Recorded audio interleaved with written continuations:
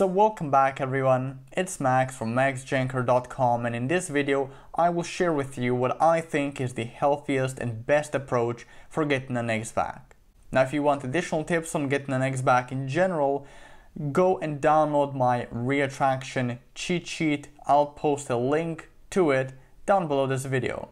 But anyway, let's get into the meat and potatoes. So for me, getting an ex back has nothing to do with pursuing, chasing, saying some specific line, or doing or displaying some specific behavior. For me, it's really all about making an actual change in your psyche, in your self-respect, in how you perceive yourself and your ex.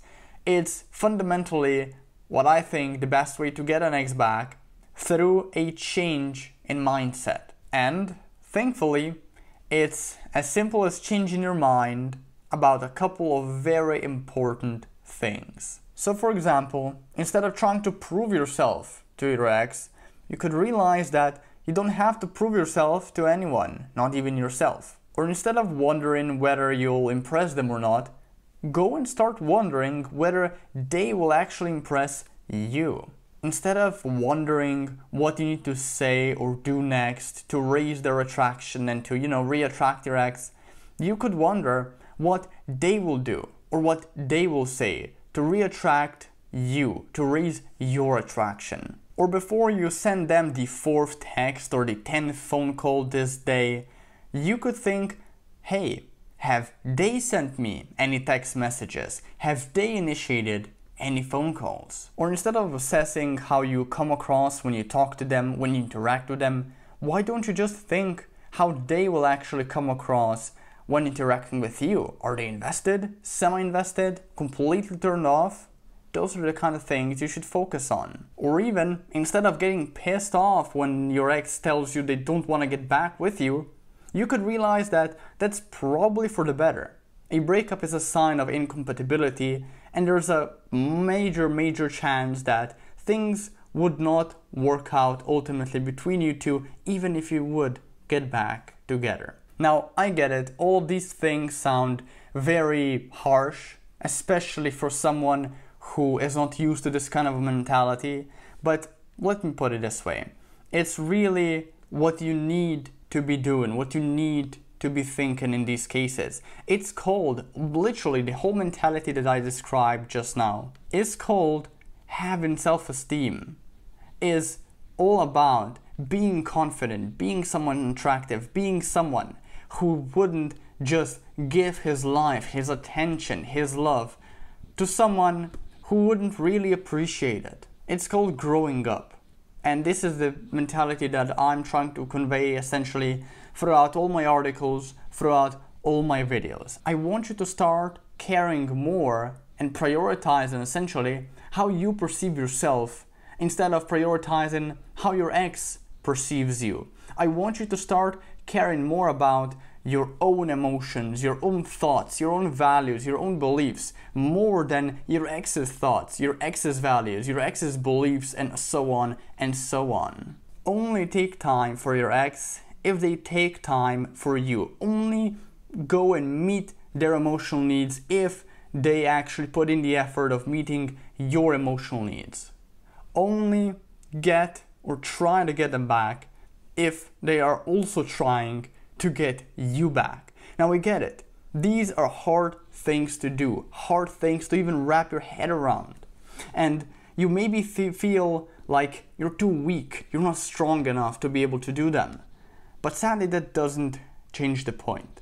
If you want a good chance of getting your ex back, if you want the best chance, if you want a good chance of cultivating any sort of healthy relationship, maybe even with someone completely different than your ex, you need to have this sort of a mentality in order. It's the make it or break it ingredient that I see across all my readers, all my viewers, all the people I coach.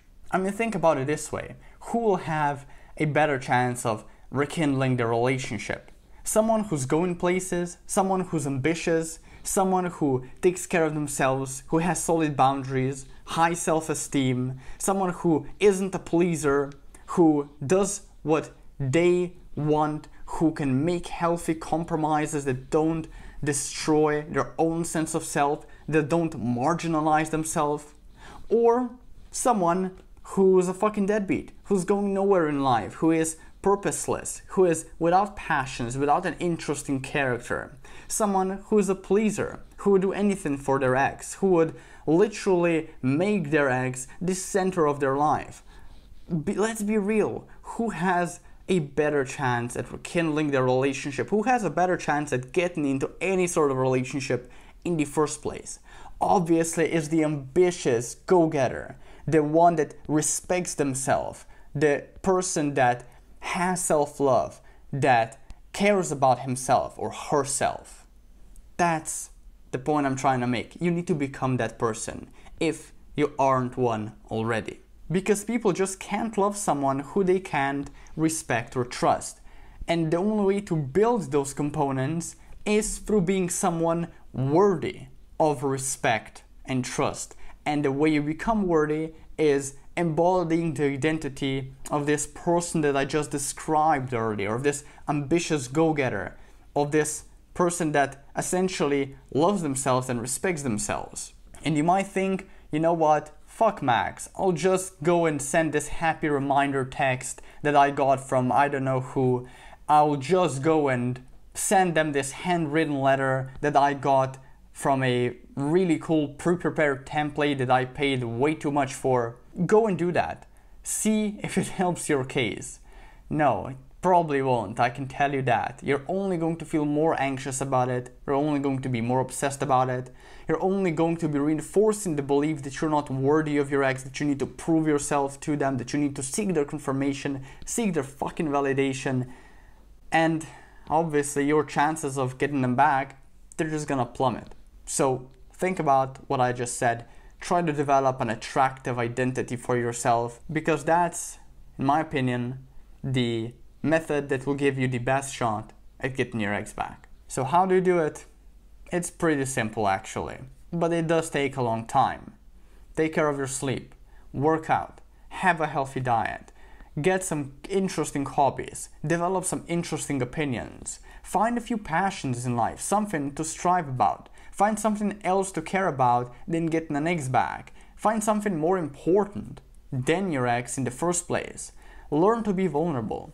Overcome your anxieties, overcome your insecurities, manage your neediness better, manage your emotions better, change your attachment style, love yourself. Because if not you, who else is gonna do it for you? So that's it for this video. Thanks for listening, hope you learned something new. If you need additional tips on getting an ex back, I urge you download my reattraction cheat sheet, link in the description down below. And I'll see you in the next video. Take care.